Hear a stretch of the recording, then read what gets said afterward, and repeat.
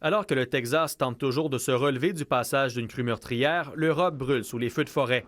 En Turquie, plus de 600 incendies se sont déclarés en une semaine. Les zones touchées se situent principalement à la frontière avec la Syrie. Et ces feux de forêt ont causé la mort de 3 personnes, dont un ouvrier forestier. Des millions d'arbres ont été brûlés ici, explique le maire de la ville d'Izmir, durement touchée par les flammes. Les dégâts sont très importants dans près de 10 villages. Des centaines de personnes se retrouvent sans abri. La Grèce est aussi touchée par des incendies dévastateurs. L'ensemble du pays est en état d'alerte et la cause pourrait être criminelle. Les autorités ont confirmé l'arrestation d'un homme de 52 ans. Il est soupçonné d'avoir déclenché un incendie sur l'île d'Aubé. Et rien pour aider le travail des pompiers sur le terrain.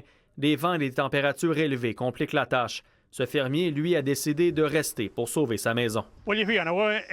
Tout le monde est parti. Moi, je suis resté. Je suis resté et j'ai sauvé ma maison. Si je n'étais pas resté, elle aurait brûlé. Je m'étais préparé avec des seaux, des vaporisateurs. J'avais rempli la piscine d'eau.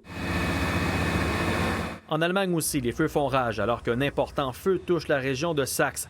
Il s'agit du plus grand incendie de forêt depuis les années 90. Plus de 700 pompiers sont mobilisés sur le terrain. Même scénario en France. Plusieurs zones du pays se retrouvent en alerte en raison des feux. Le brasier court sur des centaines d'hectares. Une autoroute névralgique a dû être fermée pendant 5 heures, provoquant d'importants bouchons en plein week-end de départ des vacances. Et mauvaise nouvelle pour les Français, une nouvelle vague de chaleur est annoncée pour la semaine prochaine. Dès mercredi, les températures pourraient atteindre les 37 degrés. Il s'agit de la 33e vague de chaleur en France depuis 2000. À titre comparatif, il y en a eu 17 entre 1947 et l'an 2000. Preuve de l'accélération des changements climatiques. Étienne Malouin, TVA Nouvelles.